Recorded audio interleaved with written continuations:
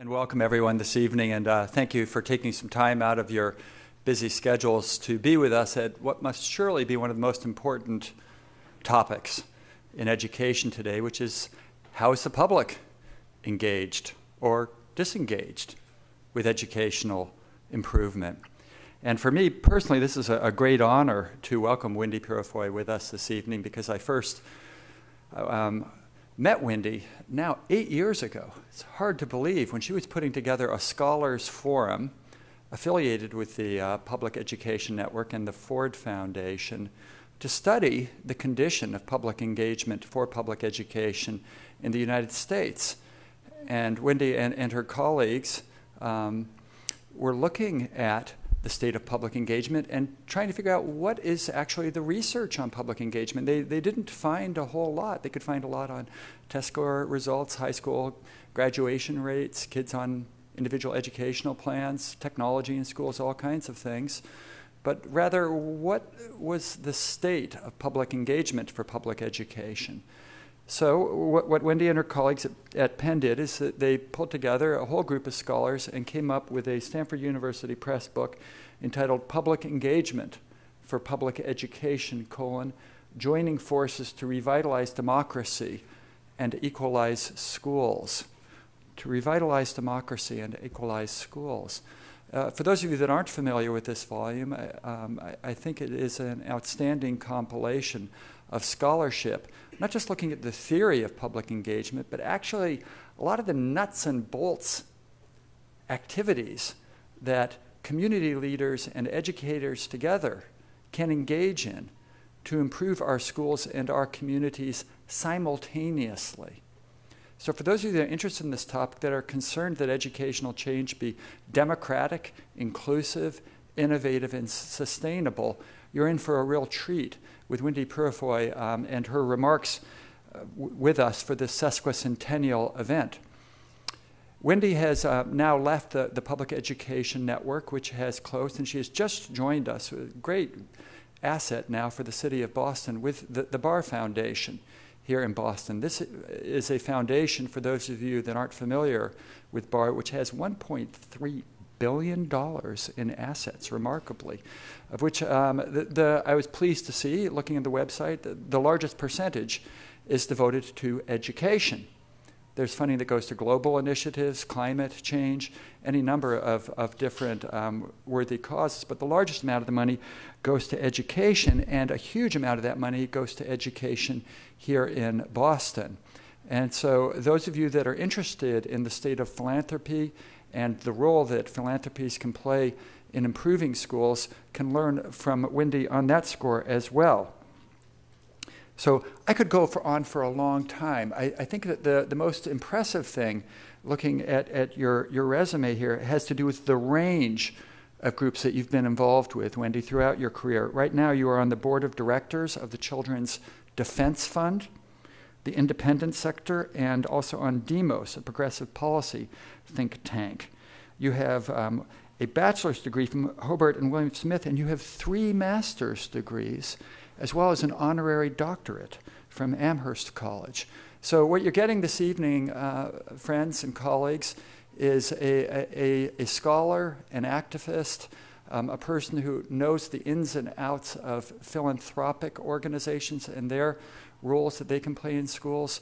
I think a stellar speaker for our sesquicentennial series, so please join me in giving Wendy a warm welcome for our speaking event this evening. Thank you.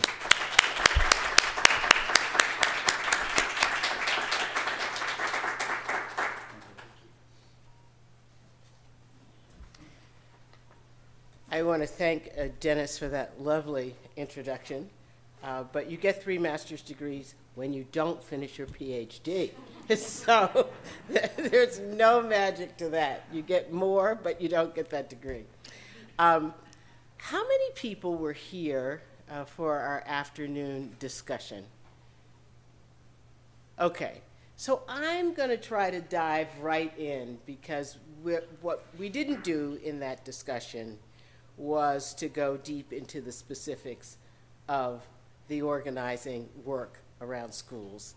And so I want to move to that. Before I do that, I really want to thank Marilyn Cochran-Smith and Dennis for having me come here. It's quite an honor to be here. It's quite an honor to sit with you and to think. And it is really a special honor at this point in my life because Penn has closed, and it gives me an opportunity to think about that work. And I have a little bit of trepidation about being at a foundation. I'm looking forward. It's my 8th day there. And I came out of philanthropy. I worked at the Boston Foundation as the EVP and Chief Operating Officer. But I'm an advocate, you know, and I'm very passionate about the work that I do. So, you know, somebody needs money and wants a grant, I say, yeah, we need to give them money. So it will be an interesting time for me to do it. I thought what I would begin with is really a little bit about the historical context, because our theory of change for public engagement, for public school reform, really comes out of this historical context. And then I'm going to go to Mobile Area Education Fund, which is up here, and give you an example of how one community has applied that theory of action.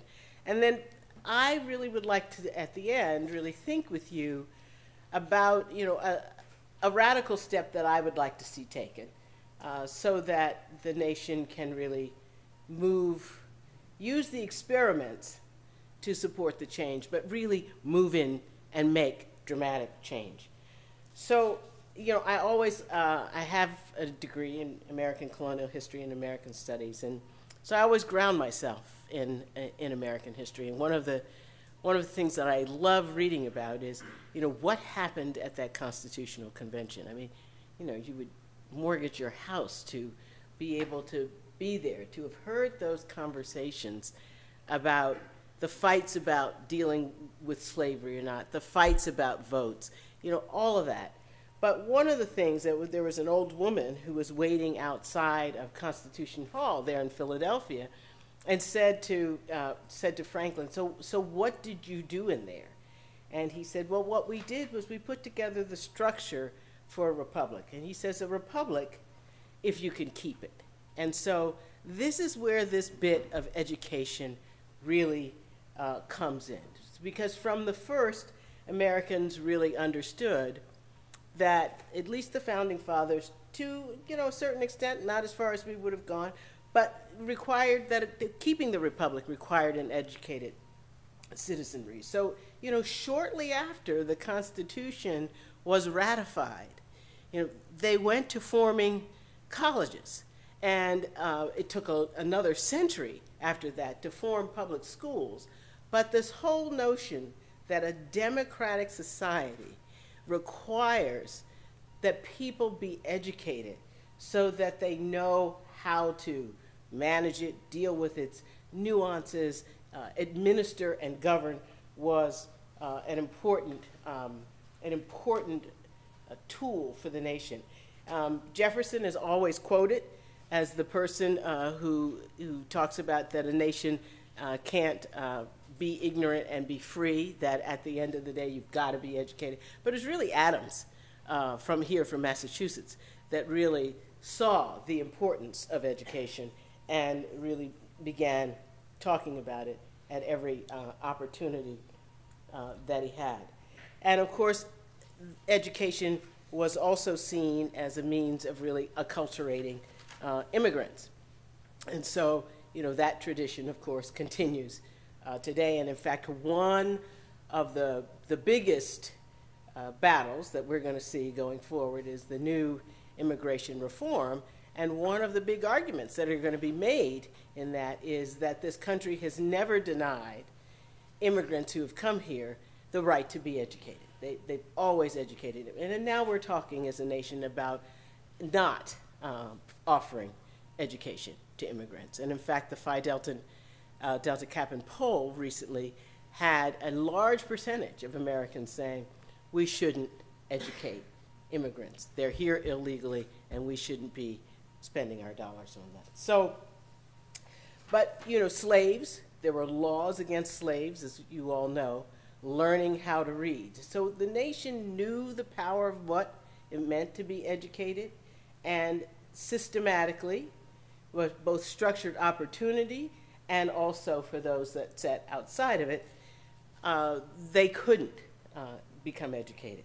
So at the best moments in the nation, at our founding, and all along as Horace Mann developed the system of public education from the state, we always understood that you can't have a democratic nation, you can't talk about issues of equality in the political process, or equal justice under the law, or equal opportunity in the marketplace, if we have an institutionalized, if we are not providing education. And of course we know that we have for many years had institutionalized inferiority and racism in our schools. So, you know, I'll bring you forward a little bit, and we look at the Brown versus Board of Education case. And the big issue for the Supreme Court in that case was the work of the sociologist Kenneth Clark. And what Kenneth Clark did was he conducted an experiment in which black children were going to choose which doll they wanted to play with. And the children chose a white doll. And he basically said that even as young children, they understood that the education that they were receiving, that the condition and their race really pushed them to make choices that they would not have made. They chose a white doll. So 60 years later, after Brown, almost 60 years later after Brown versus Board of Education, we're at this other pivot point in American history. And once again, we've got this tension, you know, making sure that we educate the people of this nation so that they're better able to govern, they're better able to move our nation forward, and at the same time, we have an education system that really is failing to educate large numbers of primarily poor and disadvantaged children. So one of the things that we began to look at Public Education Network was, how can we begin to address this issue of institutionalized inferiority? How can we begin to address this issue that with the achievement gap in this country that we have been closing in many respects, but when you look at the achievement gap between African American students and white students, or Hispanic students and white students, we still have a large gap. Now, the good news that's happening in many places across the country, urban centers in particular, we're seeing that gap begin to close because of some of the things that we know to do, and I'll come back to that.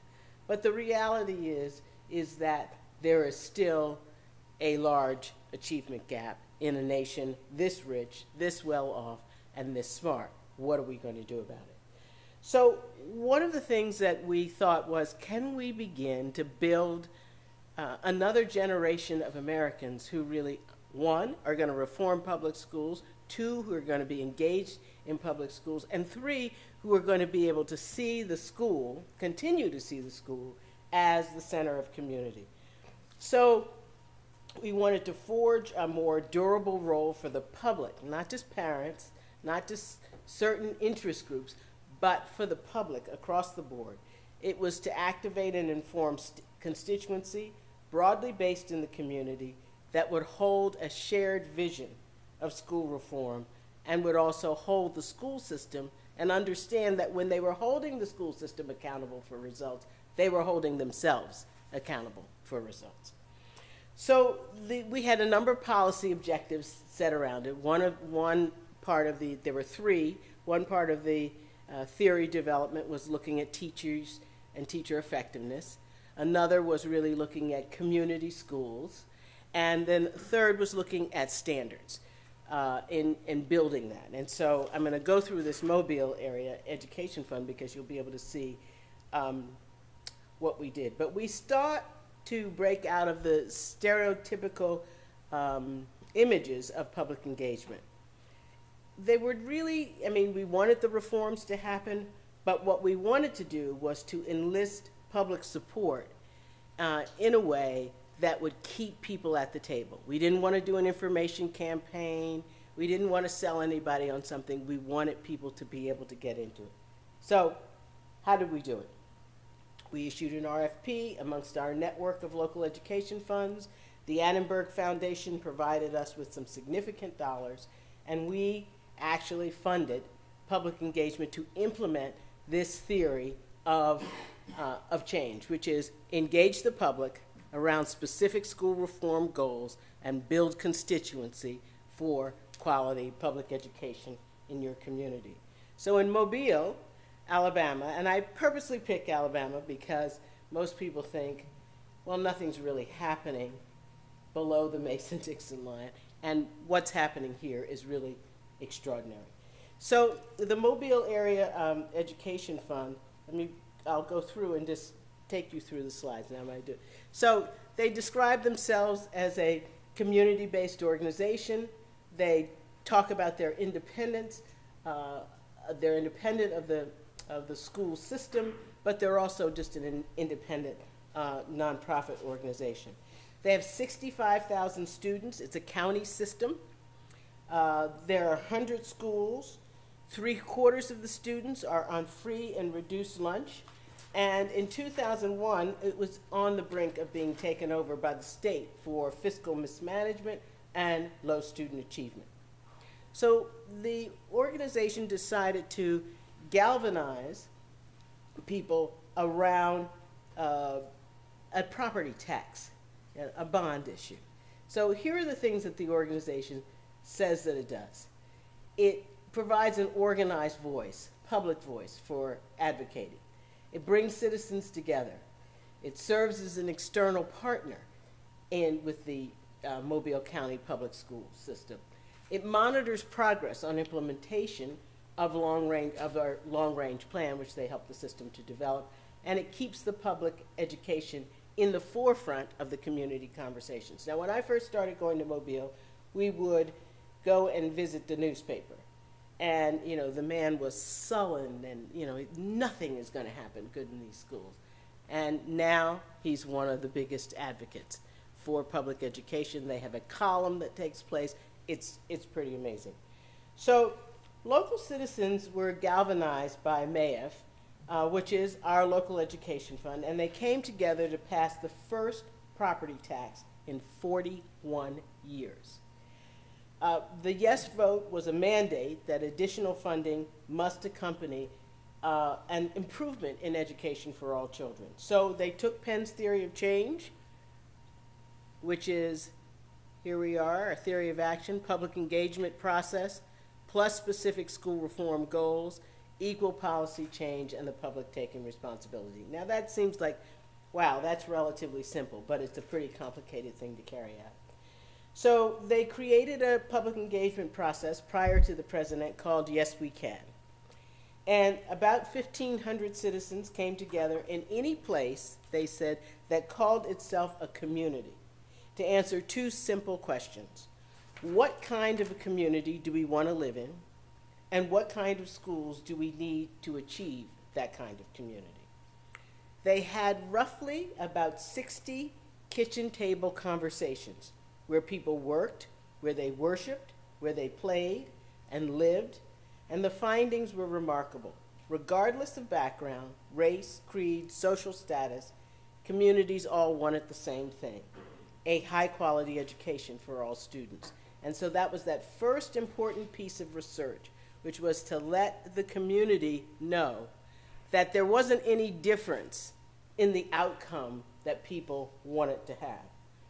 The community expressed a clear desire to start in the highest need places first to turn around the system, because they also said, look, we're not going to have quality public schools if we're always going to have these on the bottom, so we're going to serve those on the bottom first and work to turn the system around. The findings were summarized in a community agreement that was really written in the language of the community. Now, many of us have been to meetings, and when you read the proceedings of the meeting, you think, was I at that meeting? And so at the end of the day, what they did was they put everybody's voice into that document, that authenticity of people's voices. And what then gave them credibility to keep coordinating and working with this group was that people knew that their work was not going to be sanitized, it was going to be taken seriously, and they actually forced the newspaper to publish the proceedings of these 60 conversations. At one point in the effort, more than 400 people attended a school board meeting, which was convened for the purpose of passing a community agreement that was created in the process. All those 400 people wore name tags identifying the parts of the community that they had come from.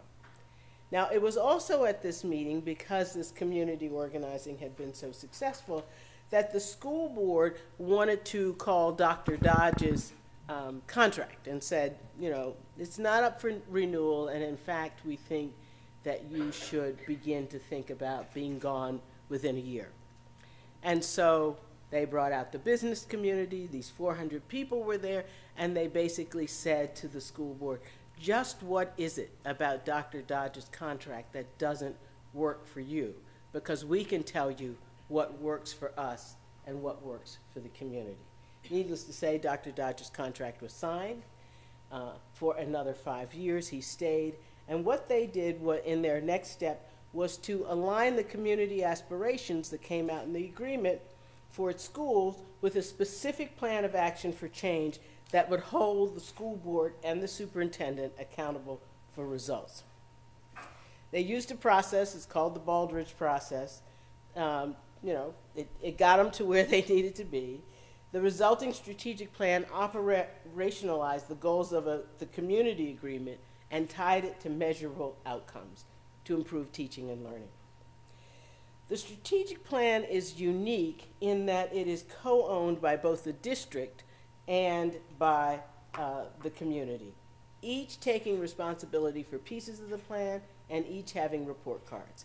And so those report cards are published. Now, here's the other thing that happened. You can go into any Mobile County school, and there's a dashboard there. And on that dashboard, it says, here's the number of kids that are in the school, here's how they break down by race, here's their achievement levels in terms of assessments, here's the number of teachers, here's how they break down by race, here's our levels of involvement from this part of the community, so that somebody can see all in one place, and then there's student work up all over the place. Now remember, when they began this process, most of the schools in Mobile County were on the watch list. So about 27%, only about 20% of schools in 2001 met adequate yearly progress. By 2008, 90% of the schools had met AYP. Now, the Ed Fund said, well, the standards in the state are not what they should be. So now we're going to work on organizing the state to have higher standards, and then we will, we're pushing our state along as well as pushing our district along. They had a broad-based partnership led by them, and then they began to look at graduation rates, access to good courses. So it just started getting harder and harder. So now, Yes We Can is in its third iteration, and it has taken up this new goal, which is 80-20. 80% graduating by 2020. So here we go. It's in its third iteration. More than 4,000 people have participated now in 200 conversations. And by the way, they have big meetings now every year at stadiums. And these meetings are run by the kids, they're run by parents, they're run by teachers. Everybody is in it together. The work has been sustained through 3 superintendents. They say, look, they want a system that's superintendent-proof, and the only way to have one that's superintendent-proof is to be able to have a community that's engaged. They say, this is the work we're doing, this is how we're doing the work, This is the engagement that we're building. If you can continue to do that and take us beyond in terms of achievement, then you can be a candidate to be superintendent. If you can't, you won't end up on our list. So that's been a pretty amazing. So it's 3 superintendents, 2 mayors, and God knows how many school board changes. What's also been interesting in this process with MAF is their funding has shifted from the philanthropic community, because they won't do the projects that the philanthropic community wants, to the Department of Labor. 3 major corporations, industries came to Mobile that wouldn't come before, in steel, aerospace, and shipbuilding. They now have a constituency of roughly 15,000 people. Everybody who moves into that community gets a packet about Yes We Can, gets a packet about the schools, here's what our goals are. Every businessman, every resident who comes into that community knows that schools come first. And they've just put together practical information that I just laid out. So what's the point of this kind of organizing? First of all, it reminds people that improving schools is a community act. It's not just the school system, it's not just the teachers, it's not just the principal, it's the entire community. And it's one of the most important ones of our democracy. And they say it takes an intentionally engaged, focused public, focused on making sure that every student gets a high-quality education. So here's a side story. They needed roughly about 1,200 mentors for kids who were graduating and they were going on to college. And they knew that, you know, getting through that first year is really critical, and that kids, that's where you have the highest drop-off. So they started recruiting mentors in 10th grade. They ended up with 2,000 mentors. Every kid that now graduates from Mobile County Schools gets a mentor. And that's now a project that's spun off to another organization. They don't try to do everything. They just try to keep that public conversation going. They remind people schools can't do it alone, parents can't do it alone, and they say that the challenge of the 21st century is how do we remake our education system so that it includes all children when it was previously designed to exclude poor, black, and brown. At one point, an older gentleman, I had been there for some of these conversations, he said, well, you know, I've been so used to bad math in the schools. But now, with Yes We Can, and the work we've done together as a community, I need a new story to tell. And I think I have one. We can change this place. And so one of the pieces that's critically important is the story that people tell themselves about their schools. And this was a story that an old man had been telling himself because he sat, his house sat on one of the corners and he'd watch kids go back and forth. And he began to sort of testify and really talk about how the kids seem different. When you go in the schools, the dialogue is different. People are hopeful. New industries have come to town. MAIF is supported through a line item in the mayor's budget. And so now we say it's entirely possible to make these changes. These changes happened over a 5-year period of time. But at the end of year 1, they had changed, at the end of year 2, and they kept on publishing and making sure that people knew about those changes. So the question that then comes up is, how do we, let me just do one more thing. Here's some of the things that, different people, they've used researchers, they brought people in from the outside, but they actually have used people in that community more than they've used other people. So here's some things that might be useful.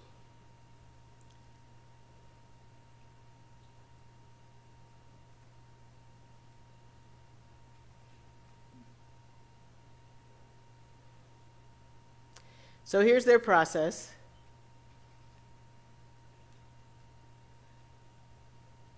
Collect the voice, which is what the engagement process is about. Develop the agreement. Feed it back to people, and then have a framework. And that's all developed through community. And these are all the people who are engaged in it. This is why I didn't get more specific this afternoon when we were in the conversations. The communications has gotten very sophisticated. They've gotten research pretty sophisticated in that community, and they make sure that lots of people know it. So what's the work? You got to name the problem and own it. You have to build a guiding team, so there's that learning phase. Then you have to create the community vision, develop identifying nurturing networks for buy-in, as they help people with that. Enable action and create learning, because you can't have people in the learning process and not have them engaged in action. You lose them. So they had to do that very quickly. And then there is the alignment of resources. People have to see that what they've learned and where they think they should go, they're going to have resources to be able to do it. Otherwise, they just get tired from being able to find the resources that they need. And then there's the accountability mechanism. So here's just different things that you can see. Now they have gotten to this whole issue of how do you begin to build a school system that enables young people to have access to on-the-job training. They are able to do community college when they start to get into their 11th grade, so that by the time they graduate from high school, they are going to be graduating with an associate arts degree as well as a high school diploma, and working on careers and going to four-year college. I mean, they have just worked through the whole gamut of work. So what they say is that the graduation line is the poverty line. And if we don't change the graduation line, we're not going to have an impact on poverty, and vice versa. And these are, different goals that they've set.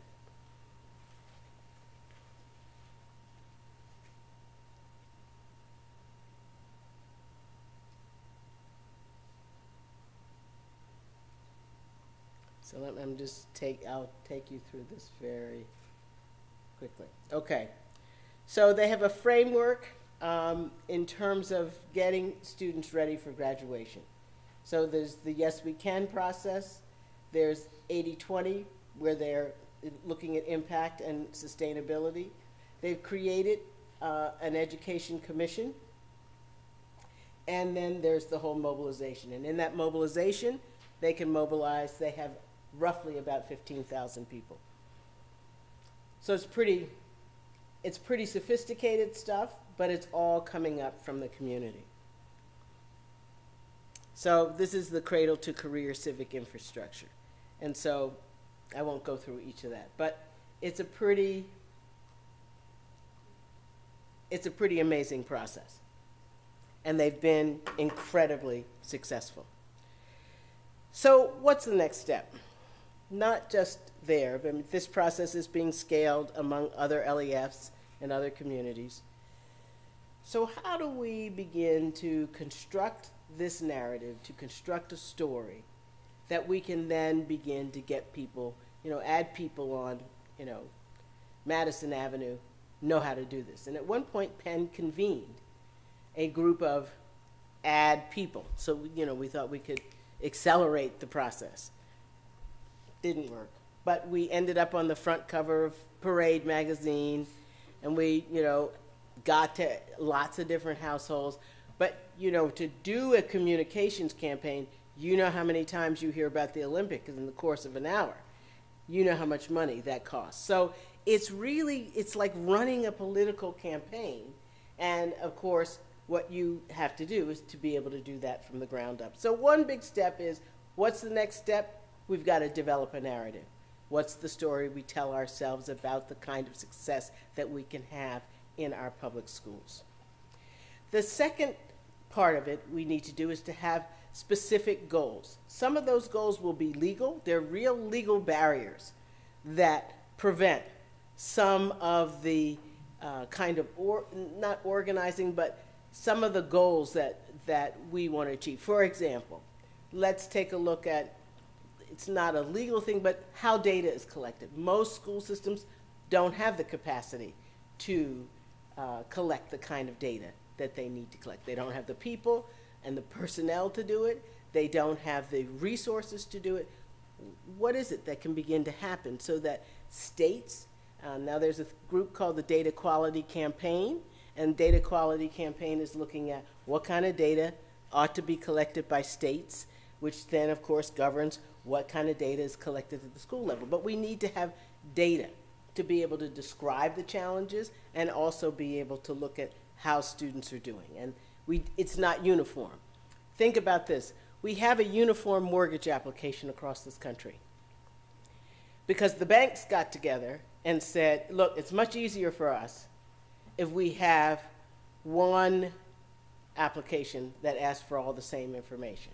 It may have a different logo and everything else on it, but basically they're all asking for the same information. Colleges and universities got together and said, we want to look at it, but we don't do that in terms of data. We need the kinds of things that are going to make it easier for people to understand the issues. So the mechanics, knowing the data.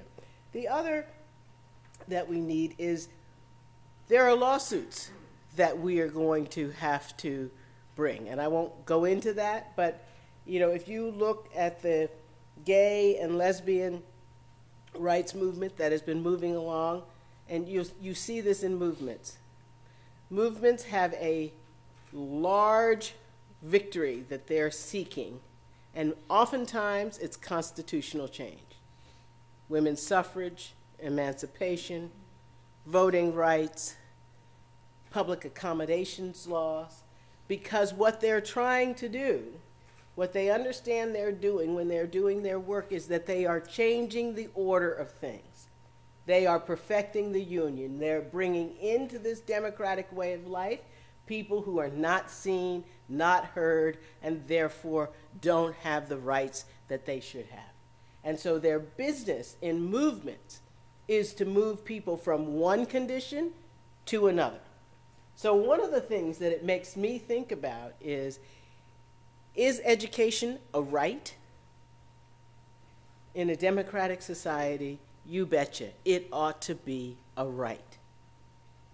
Should we have a constitutional amendment? I don't know. But it's certainly something we ought to talk about, because when you ask people, it's mostly the states that really control the quality of education. The federal government doesn't really control it. It's the states. It's written into state constitutions. Where does it come out of? It comes out of states' rights. But people are not going to always live in Alabama or Massachusetts.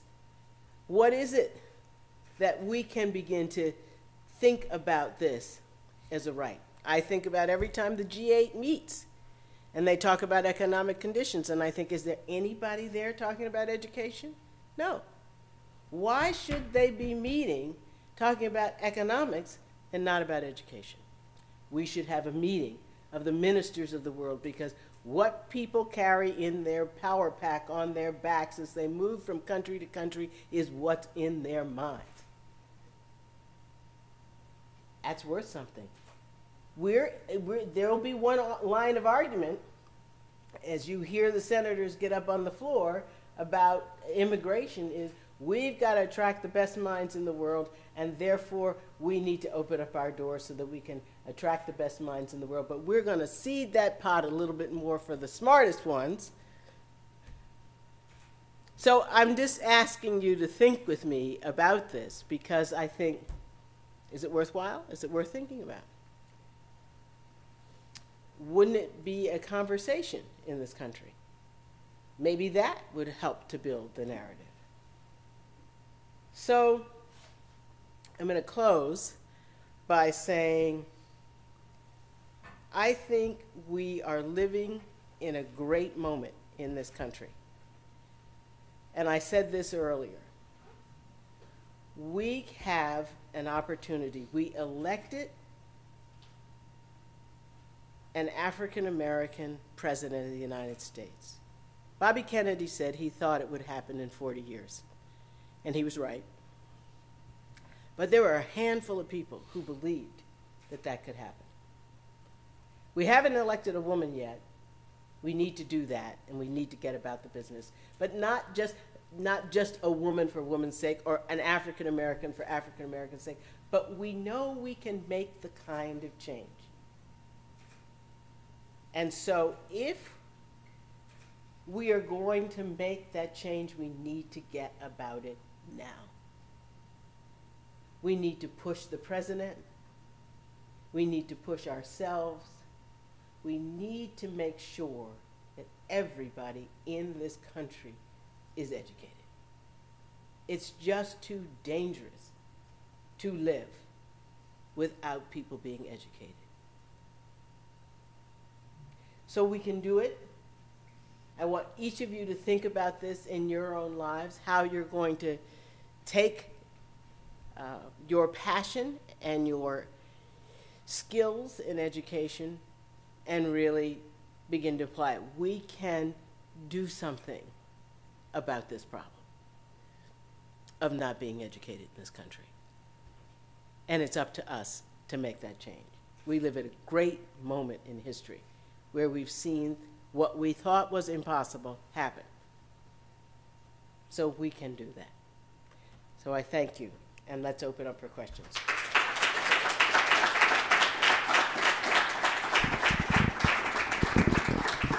And ask, particular questions about Mobile or anything that you want to ask about.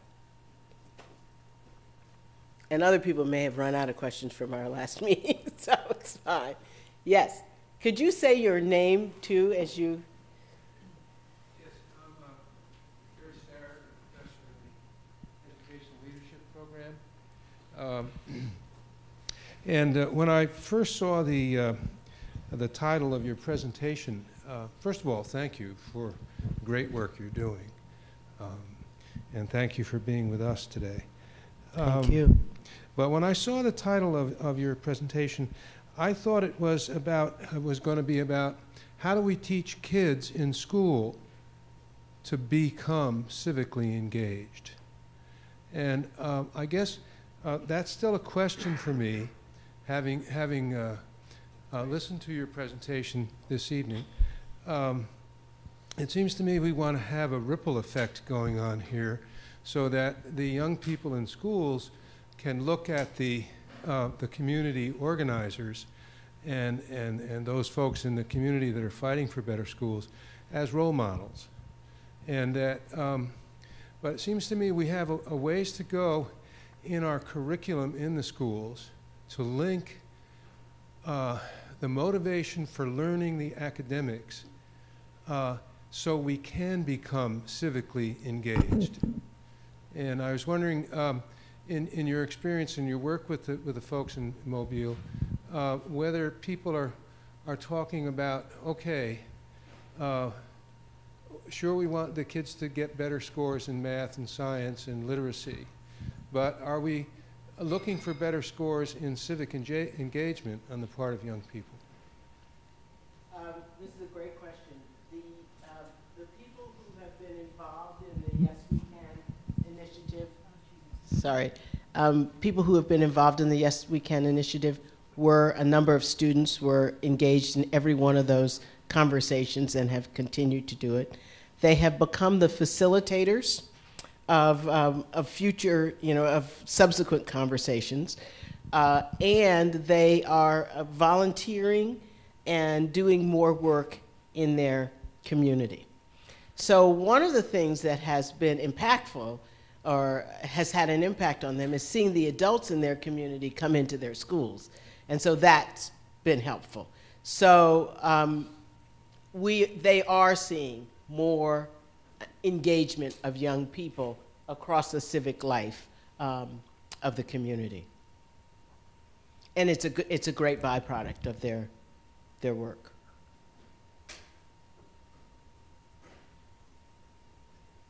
Other questions? Yes. It's okay, I can speak up. The kind of changes that it seems like you're working towards, the focus is definitely on community engagement, sort of from the bottom up, localized projects. I guess in your sort of understanding of the situation of public education and what needs to happen or what you would want to happen, do you see that as really the way or the primary way or a really necessary way to create change, sort of just on the local level, really just spreading in as many places as possible? And it's not necessarily an either-or question, but I'm sort of wondering what you're thinking in terms of from the federal level down, what would you advocate for? Or what sorts of changes would you like to see that would either facilitate that bottom-up change or at least be consistent with what you see? And sort of what avenues or possibilities for a different sort of top-down change do you see? Or how does that sort of fit with your vision of sort of bottom-up change? Does that make sense? Sure. Yeah. Great question. So, Wendy, you should keep the mic. Okay. Because my question back to you is, what do you think? I mean, what do you want to see? Well, I think that a lot could be done to facilitate more local control. So, you know, there's sort of that fine line between having a vision of what should be done, but then trying to actually execute it so broadly or so at scale is very difficult to do.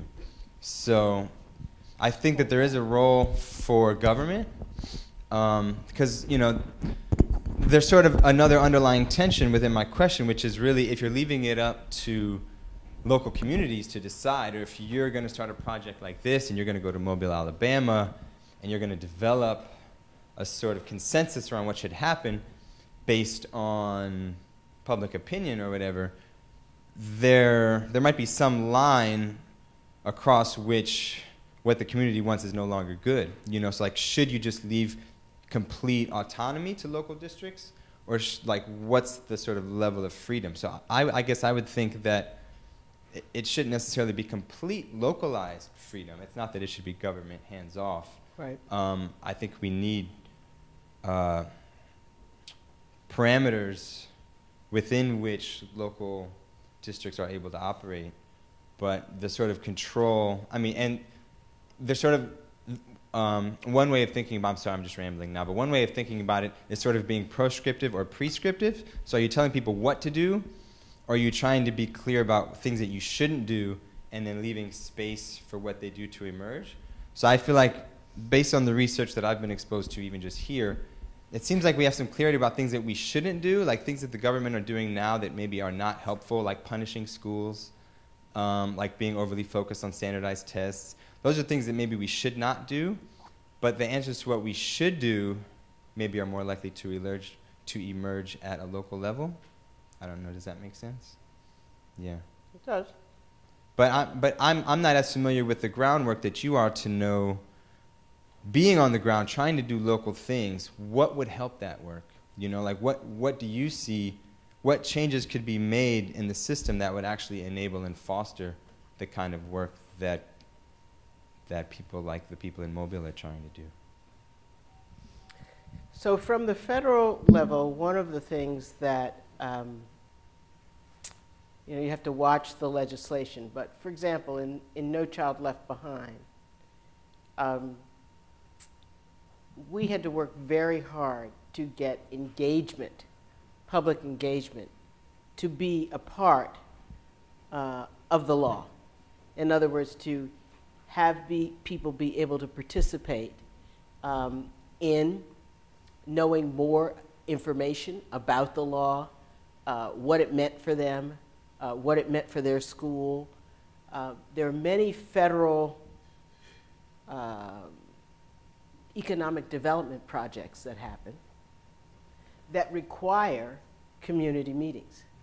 And they require sometimes up to a 2-year process for community meetings. So none of you were around, but when Boston started expanding its MBTA, for about 3 years, they had to have community meetings. There's not that kind of equivalent that happens in legislation oftentimes around education. and at least you've gotten some feedback from the community.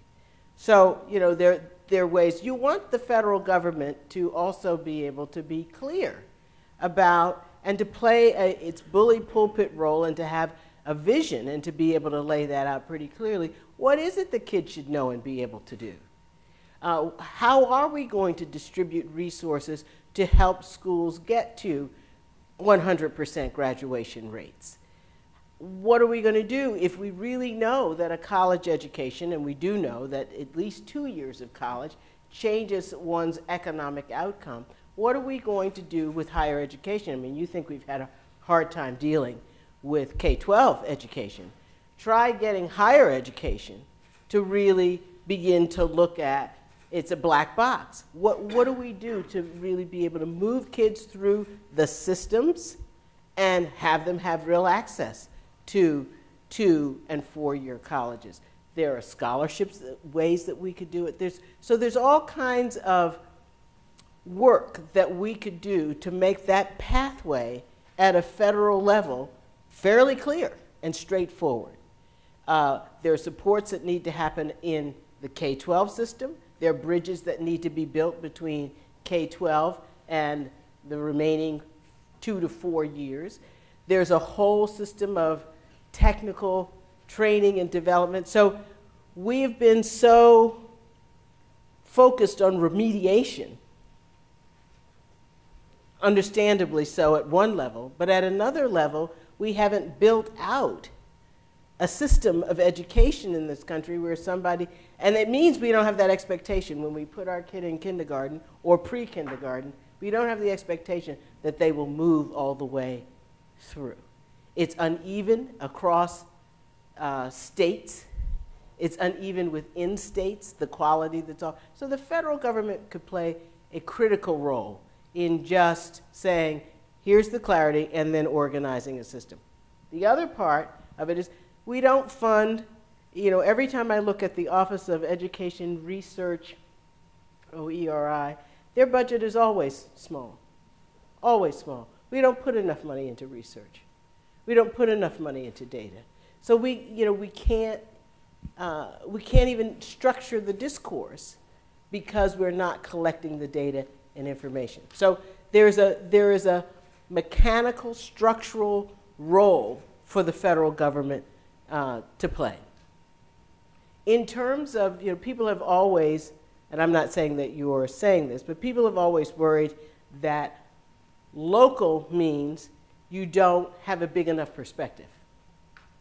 And the reality is that when people are shown the data about what's going on in their community, that helps them.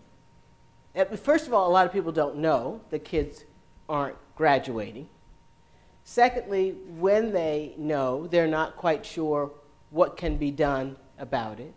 But the first big problem is they don't know how bad it is or how challenging it is and what it takes to do it.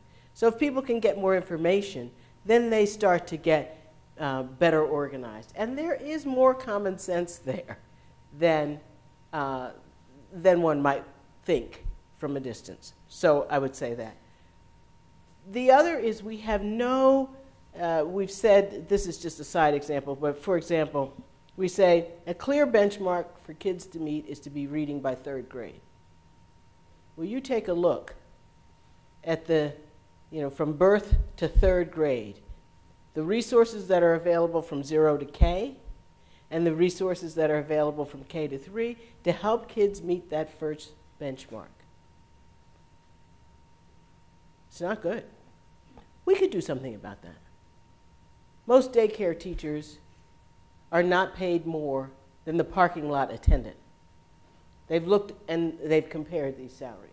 We could construct a system of preschool education. There's plenty of countries in the world that have done this, and we could look around and do something about it. So the federal government has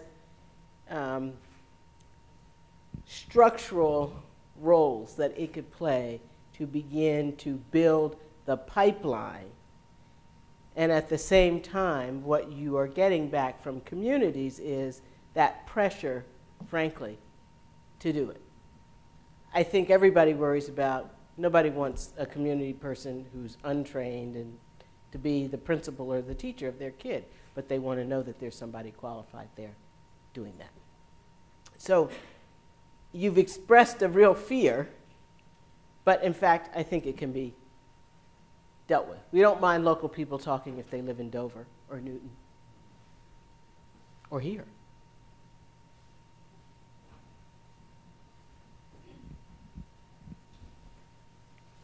And now you all should start answering each other's questions, because you've been hearing some of this conversation for a while now. My name is Beatriz, and my question is, from your experience, what are the new challenges that public engagement brings to teachers, and how could teacher preparation prepare better teachers to these new challenges? Mm-hmm. Great question. I think that the pressures that public engagement places upon teachers are sometimes unrealistic expectations of teachers. So it's not, we're talking about public engagement from the public to a system, so that, you know, in this interaction that the Mobile schools, Mobile Areas Education Fund had with the school system was, we need access to information, we need access to understanding, you know, what your expectations are for the kids, we need access to the data, so that the teachers are not having to deal in a defensive posture with the system. So one of the things that happened in the training that goes on at the Mobile Area Education Fund is really training people in how you engage in productive inquiry, so that the school system doesn't feel trapped, like all of a sudden we have you in the crosshairs, you know, and it becomes an examination, but rather they have trained them in how do you ask for the meeting, how do you construct the meeting, how long the meeting should be, what kinds of outcomes you're seeking, so that you really are building relationship. So that's one kind of training that goes on. The other is that they have done training with teachers in terms of interacting with parents, interacting with other teachers, interacting with their principal, because typically what happens around reform change in schools, it's the teachers who have been pushing for a lot of change. And so my friend Carol Gilligan says, when you wake up the voices of the teachers in a school, you start to wake up that reform instinct, and they begin to look at what are the problems that they're they begin to speak about it because they've been dealing with it. What kind of professional development do we need? What does that structure look like? And so you begin to create a community of dialogue and support. So, but structure. I mean, I think one of the things that people think is, oh, you know, organizing is you just get a bunch of people together and you can, and I know this is not what you're saying, and you figure out what to make happen. No. What happens, if hope is going to really have an outcome, you've got to identify the target, the means to address that target, what's the structure for dialogue, discourse, and action, and then how does one begin to take the steps to see whether or not progress is going, then you move to the next level. But every piece of it has a structure to it. So it's not for the faint of heart. I mean, if you really are in it, it takes a lot of structure to do it, and training and development. They trained a lot of people. They trained the facilitators to hold these first 60 conversations. How many people are interested in organizing in this group? Great. Just one of you say why you're interested in organizing. Anybody?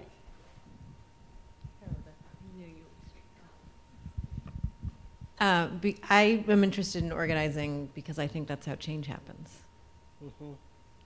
Simply. I thought, did you say you were interested in organizing? Could you answer?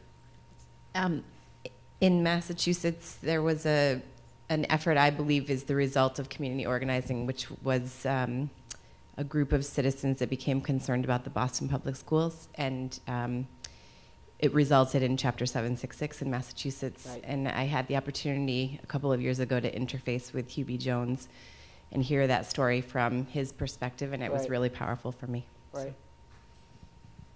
Mass Advocacy Center. That's right. Yes, great group. Other people? How many people fear organizing? You know, like you worry about it. You worry about being the teacher in the classroom in a community that's engaged.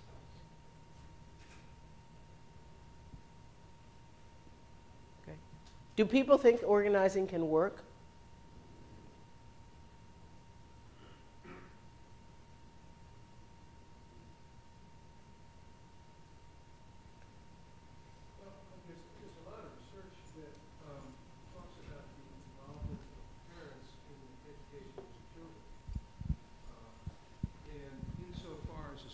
Can have a structured way of communicating on a regular basis with parents precisely about how they participate with their kids in that discussion at home, and the application within sort of the neighborhood and the home of what they're learning in school that parents can facilitate. Sure. It just seems to me that while this organization that you're talking about is much more of a political organization, it seems to me that one of the things that you want to achieve within that political organizing thing is to get parents convinced that they can play a very significant part in their child's education just by talking with the kids at home about what they're learning in school. Well, here's what I would add to what you're saying, and that is they don't see themselves doing parent organizing. They see themselves getting the public, because public education is a public institution, and they see themselves organizing the public, because parents represent actually less than 25% of the population. There's simply not enough leverage in that lever to make the scale of change that has to happen. So parents certainly have to be engaged, but the engagement is really about the public. So that's one thing I would say. I think MAIF would say that they don't consider themselves to be a political organization. So I would ask,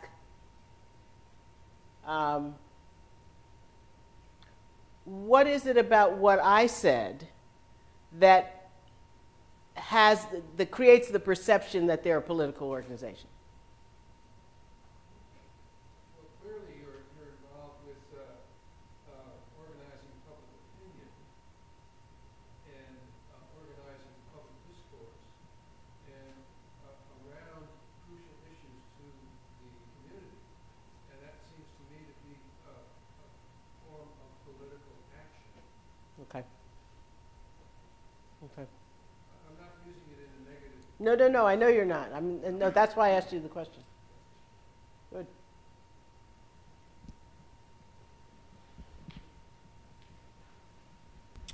Hi, I'm Joe Padula. I'm a faculty member in the Ed Research Department here at Lynch School. I'd just like to get your reaction to the issue that people who are going to be vocal in the community are people who have an agenda. Take the creationism debate, if you want to call it a debate. In the state of Kansas, the Kansas State Assessment was changed because people organized and wanted anything Any questions on the state science exam dealing with evolution? Removed. So I have a fear that this can have a negative impact on the education of our kids. And I'd just like your reaction to how you protect against that. A completely understandable fear, and I think one that a lot of people do have.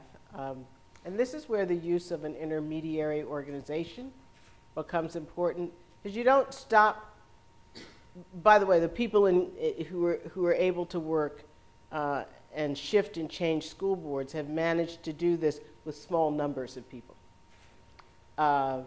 They haven't always had huge constituencies, because they've depended upon, the people not coming out to vote for the school board, and so they can, seize a seat, and they've been strategic in the way that they have used to leverage certain issues.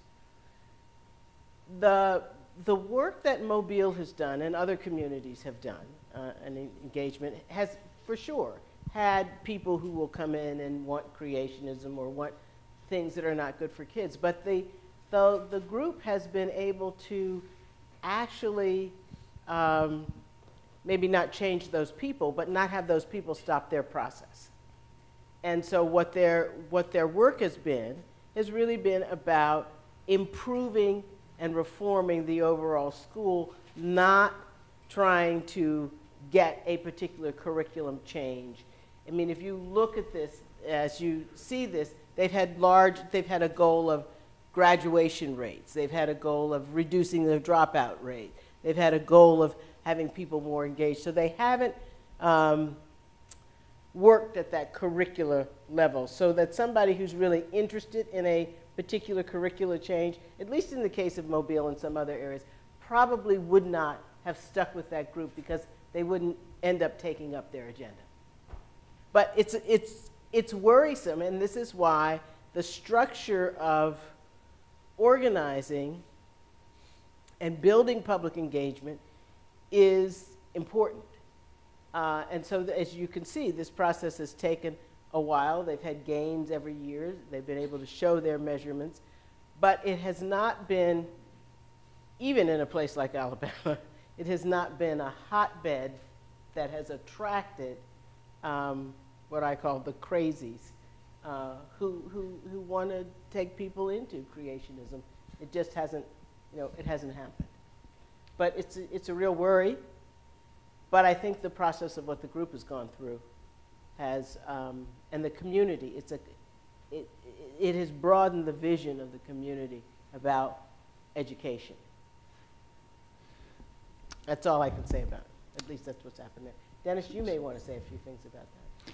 Well, I always love the saying, I think it's from Alexis de Tocqueville, that the best answer to the problems of democracy is more democracy, right. Which is, I think, what you're pointing up with.